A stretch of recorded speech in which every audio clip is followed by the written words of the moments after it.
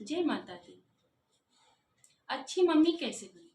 बेशक आप अच्छी मम्मी हैं, बेशक, नो डाउट आप एक अच्छी मम्मी है, सुपर मम्मी। लेकिन फिर बात यहाँ पर आती है ना कि मम्मियों के मन में एक क्वेश्चन आता है कि वो कौन सी मम्मियाँ होती हैं, कौन जिनको बच्चे आकर के कहते हैं कि मम्मा तुम ना बेस्ट मम्मा हो, तुम दुनिया की सबसे प्यारी मम्मा हो, तुम्हारे जैसा कोई नहीं।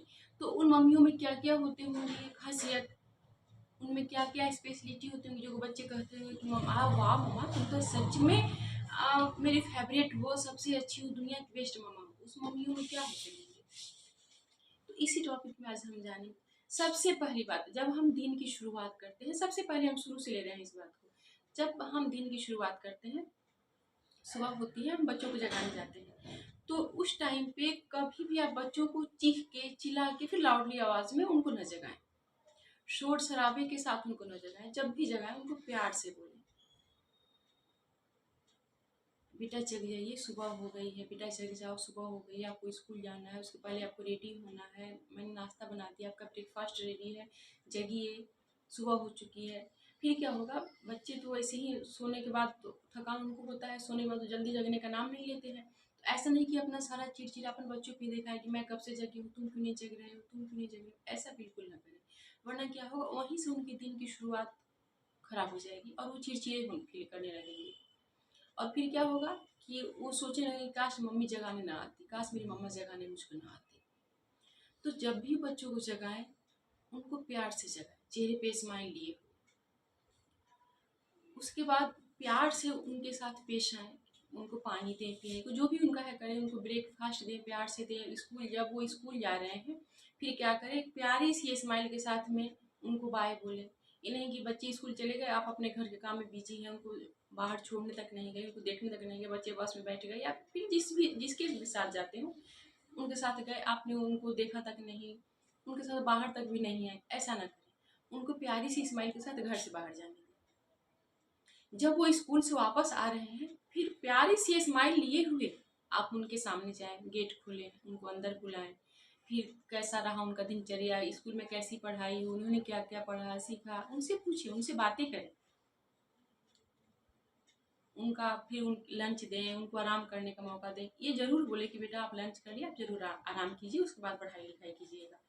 दूसरी बात क्या होती है, उसके बाद क्या होती है, जब बच्चे सोने जाएं, तो फिर वही प्यारी सी मुस्कान, प्यारी सी स्माइल आपके चेहरे पे होनी चाहिए। उनको प्यार से गुड नाइट बोलिए।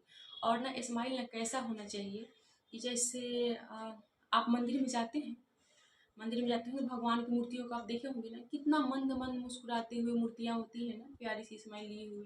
वैसे ही मंद मंद मुस्कान चेहरे पे होनी चाहिए। जिस ये होता है ना कि जैसे मंदिर में हम लोग मूर्तियों को देखते हैं तो ऑटोमेटिकली हमारे चेहरे पे हंसी आ जाती है, खुशी आ जाती है, मुस्कान आ जाती है। वैसा ही स्माइल होनी चाहिए। बच्चों को गुड नाइट जरूर बोलें। अच्छा, अब तो उनका हो गया सुबह से शाम तक का दिनचर्या। अब जब बात आगे बढ़ती है तो फिर क्या होता है कि बच्चे जब स्कूल से आते हैं, फिर दोस्तों के साथ खेल कर के आते हैं, या फिर वो कहीं पार्क में घूमने गए, जहाँ से भी जब बच्चे बाहर से आते हैं, फिर क्या होता है ना, बच्चों के पास बहुत सारी बातों की लंबी लिस्ट होती है, उनकी बातें जल्दी खत्म होने वाली नहीं होती है। वो नॉन स्टॉप बोलते हैं, इसमें कहीं कोई शक नहीं है। लेकिन क्या करें, आपको क्या करना है, उनकी बातों को ना पूरे दिलचस्पी के साथ सुनना है, उनको इग्नोर नहीं करना है। वरना बच्चों को ऐसा लगेगा ना कि मेरी बातों की तो अहमियत ही नहीं दी जा रही है, मेरी बातों को तो कोई सीरियसली लेता ही नहीं, सुनता ही नहीं है। बच्चे ना आपसे कटने लगेंगे, आपसे दूर दूर रहने लगेंगे। इसलिए बच्चे जो भी बातें कहें, जितनी देर कहें, उनकी बातों को पूरे दिलचस्पी के साथ सुने, पूरे इंटरेस्ट लेकर के सुने। बट यदि आप कभी बिजी हैं तो फिर उनको कहें बेटा अभी मैं बिजी हूँ, मैं ये काम निपटा के आती हूँ, फिर आपसे बातें करूँगी। फिर आप आने के बाद उनसे बातें पूछें और सुने। फिर बच्चों के फील हुआ कि हाँ मामा मेरे साथ इंटरेस्टेड है, मामा मेरी बातों को पूछ रही है, यानी कि उस टाइम सच में वो बिजी थी। फिर बच्चों पे दोनों इफेक्ट पड़ेगा, वो अपने वर्क की भी प्रायोरिटी समझेंगे कि हाँ पहले प्राथमिकता काम, जिस काम की उसी को करना चाहिए। और दूसरी बात हो गई कि आपके प्रति भी बच्चे की दिलचस्पी बढ़ी कि हाँ मामा मेरी बातों से इंटरेस्ट ले रही है, मामा मेरी बातों से दिलचस्पी लेती है। ये भी होता है। यदि उस समय आप उनकी बातों को इग्नोर करेंगे, फिर क्या होगा, एक समय आएगा जब बच्चे अपने एज में आगे बढ़ेंगे, बड़े उम्र के होंगे, उस समय उनके साथ बहुत सारी घटनाएं स्कूल में, कॉलेज में घटती हैं, बहुत सारी ऐसी घटनाएं घटती हैं। फिर जब पहले से आप उनको नहीं सुनते आई होंगी तो बच्चे क्या कहेंगे कि मैं कहूँ तो किससे, शेयर किससे करूँ सारी बातों को, क्योंकि मेरी मम्मा तो मुझे सुनती नहीं है। फिर वो बच्चे बातों को अपने अंदर दबाने की कोशिश करने लग जाएंगे, आपसे शेयर नहीं करेंगे कि मेरी मम्मा सुनती नहीं है, कहने का भी कोई फायदा नहीं, तो इग्नोर मार दे। तो ऐसी नौबत ना आने दें, ऐसा सिचुएशन ही ना आने दें। बच्चों की बातों को पूरे दिलचस्पी के साथ सुने और उन्हें भरपूर प्यार दें। अब ऐसा न कहें कि हाँ हम कहाँ से समय निकालें, हम तो ऑफिस से आ रहे हैं, घर संभाल रहे हैं, तुमको कैसे संभालें। उसी में समय निकालिए, सबके लिए उतना ही समय मिलता है। आपके पास अधिक समय नहीं हो, आप आधा घंटा भी समय निकालें, 1 घंटा भी समय निकालें और बच्चों के साथ ना क्वालिटी टाइम जरूर स्पेंड करें। क्वालिटी टाइम बिताना बच्चों के साथ ना बहुत ज़रूरी होता है।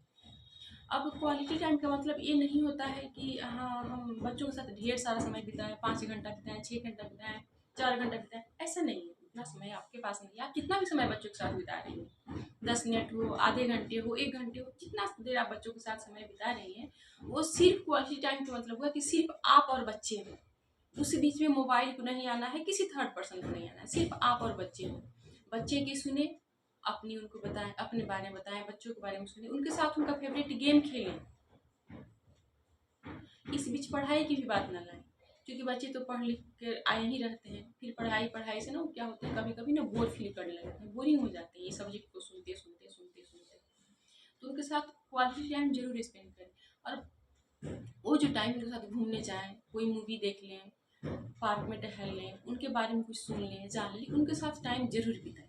अब ऐसा ना कि हाँ हम बच्चों के साथ खाना तो एक साथ खाते ही हैं, एक साथ बेड पे रहते ही हैं, दिन भर तो घर में एक ही साथ रहते हैं। इस साथ रहने को साथ रखना नहीं करते हैं। बच्चों के साथ क्वालिटी टाइम जरूर बिताना चाहिए हर पेरेंट्स को, हर मम्मियों को। उसके बाद आती है बात कि अगर बच्चे पढ़ने में थोड़े कमज़ोर हैं या फिर वो एग्ज़ाम में कम नंबर ला रहे हैं, तो कभी भी बच्चों को ये कह करके शर्मिंदगी ना फील कराएं कि तुम तो किसी काम के ही नहीं हो, कि सारे बच्चों के नंबर आने तुम्हारे ही कम क्यों आ रहे हैं, तुम तो गए गुजरे। ये कह करके उनको शर्मिंदा ना करें। और दूसरी बात, ऐसा अगर बच्चे के दोस्त कह रहे हैं तो बच्चा 1 सेकंड के लिए सह सकता है, उसे कोई दिक्कत नहीं होगा, कोई अंतर नहीं आएगा। लेकिन जब बच्चा ये बात अपने पेरेंट्स के मुंह से सुनेगा, अपनी मम्मियों के मुंह से सुनेगा कि तुम तो किसी काम के नहीं हो, फिर क्या होता है ना, बच्चों को ना अपनी मम्मी पे सबसे ज़्यादा भरोसा होता है। तो बच्चे ना कहीं से अंदर से टूटने लगते हैं, उनका दिल कमज़ोर हो जाता है और फिर क्या होते हैं, धीरे धीरे धीरे धीरे कमज़ोर होने लग जाते हैं। तो कभी भी बच्चों को ये ना कहें कि हाँ तुम तो किसी काम के नहीं, तुम्हारा नंबर कम क्यों आए। कोई बात नहीं, हो सकता है बच्चा उस टाइम नहीं लिख पाया हो या फिर नर्वस हो गया हो, फिर उसे एट टाइम याद नहीं है, भूल गया हो, कोई बात नहीं। नंबर मायने नहीं रखता है, बिहेव मायने रखता है, जानकारी मायने रखती है। ये देखिए कि हमारे बच्चों के पास उस चीज़ की जानकारी है कि नहीं, नॉलेज है कि नहीं। यदि बच्चों के पास उस विषय का नॉलेज है, जानकारी है, नंबर नो मैटर, कोई मैटर नहीं करता है आपके बच्चे के पास कितना परसेंटेज है, कितना नंबर है, कोई बात नहीं। इसके लिए उस बच्चों को डांटिए मत, वरना सच में बच्चा ज़िंदगी में कुछ नहीं कर पाएगा। यदि आप स्कूल जाते हैं तो बच्चों के सामने कभी बच्चों के टीचर से इस बात को ना पूछें कि हाँ मेरा बच्चा कितना मार्क्स लाया, बिल्कुल नहीं। जब भी पूछे बच्चों से यही पूछे, टीचर से ही पूछे कि मेरे बच्चे का बिहेव कैसा है स्कूल में, दोस्तों के साथ कैसा रहता है, उसके बिहेव के बाद टीचर का रिस्पेक्ट करता है कि नहीं करता है, स्कूल के जो नियम है, कायदे हैं, कानून को फॉलो करता है कि नहीं करता है। इस बात को पूछे, ना कि उनको नंबर कम लाए उसके लिए डांटे। हाँ उसको समझाएं कि बेटा दुनिया बहुत आगे निकल चुकी है, यदि आप ऐसे ही कम नंबर लाते रहेंगे तो फिर बड़े कॉलेज में आप। उसके बाद यदि बच्चे गलती करते हैं, बच्चे तो गलती करते ही हैं, इसमें कहीं कोई शक नहीं, बच्चे तो बच्चे ही हैं, गलती करेंगे। बच्चे नहीं करेंगे तो बड़े थोड़ी नहीं करेंगे, और बड़े क्या, बड़ों से भी गलतियाँ होती हैं, क्योंकि कोई इंसान परफेक्ट होता नहीं है।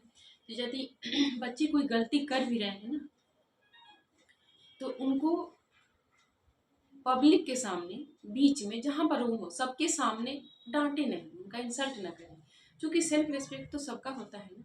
ऐसा नहीं कि बच्चे से कोई गलती क्या हो गई, हम अपना पावर दिखा लें कि हम बड़े हैं, हम पावरफुल हैं। बड़े होने का मतलब ये नहीं कि हम बड़े पोस्ट पे हो गए तो हम पावरफुल हो गए, बिल्कुल नहीं होता है। चाहे वो कोई हो, दुनिया में कोई भी हो, आप जितनी विनम्रता से पेश आएंगे ना, जितनी विनम्रता से पेश आएंगे, आप जिस भी कुर्सी पर बैठेंगे वही कुर्सी पावरफुल हो जाएगी। वहीं सीट पावरफुल हो जाएगा। तो ऐसा नहीं कि आप पेरेंट्स हैं, आप मम्मा हैं, तो आप बच्चों को कहीं पे भी इंसल्ट कर दें, कहीं पे भी उसको जमा दें, 2-4 खींच दें, उसको डांट दें, उसका इंसल्ट कर दें, बिल्कुल नहीं।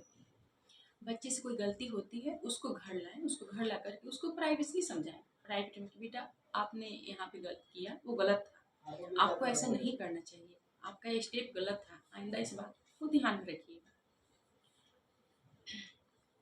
इससे क्या होगा कि बच्चा सबसे पहले बच्चे में ये बोलनेस आएगा कि हाँ मेरे पेरेंट्स मेरे साथ हैं, मेरी मम्मी मेरे साथ है। अब ऐसा नहीं कि बच्चा कहीं स्टेज पे गया स्पीच देने, उससे गलती हो गई, अब आपको लगे अरे बाप रे बच्चा तो स्टेज पे गया, वो स्पीच देने स्पीच नहीं दे पाया, अब तो मेरी नाक कट गई, अब तो मेरा इंसल्ट हो गया, अब क्या होगा। ऐसा बिल्कुल ना सोचे, बच्चा ही है, क्या हो गया, गलती हो गई, हो गई, इसके लिए उसको सबके सामने सुनाएंगे थोड़ी ना, उसका इंसल्ट थोड़ी ना करेंगे। कौन सा इंसल्ट कर देने से फिर से वो जो समय बीत गया है स्पीच सही तो हो नहीं जाएगा, बिल्कुल नहीं। यहाँ आप उसको और सपोर्ट करें, कोई बात नहीं बेटा, गलती इंसान से हो, तो बच्चे हो, तुम्हारी सीखने की उम्र है, तुम्हारी एज ही क्या है। इससे बच्चों में वो बोल्डनेस आएगी ना कि बच्चा बोलते बोलते धीरे इतना अधिक बोल्ड हो जाएगा, खुल जाएगा कि कहीं भी बोलने में, कहीं भी स्पीच देने में उसको जरा सी भी घबराहट फील नहीं होगी, बच्चा डरेगा ही नहीं। तो कभी बच्चों को 10 लोगों के सामने न डांटे, और ऐसा नहीं कि हाँ तुमको बोलने नहीं आता, तुमको चलने नहीं आता, अरे जैसा भी आपका बच्चा है आप ही सुधारोगे ना उसे, आप ही सुधारोगे। जब बच्चा छोटा था, 1 साल का था, उसे बोलने नहीं आता था, उसे चलने नहीं आता था, आपने ही सिखाया उसे बोलना, आजा बेटा आजा, ऐसे बोलो ऐसे बोलो, फिंगर पकड़ के चलना सिखाया, बोलना सिखाया। जब आज वो बोल रहा है, आज वो चल रहा है, तो उसको आप चुप करा रहे हैं। जब वो आज चल रहा है तो आप उसके चलने में क्या नुस्खे निकाल रहे हैं कि तुमको चलने नहीं आता, तुमको बैठने नहीं, तुमको बोलने नहीं आता। भाई सिखाने वाले भी तो आप ही है ना, आप तो अपनी पेरेंटिंग पे सवाल खड़ा कर रहे हैं।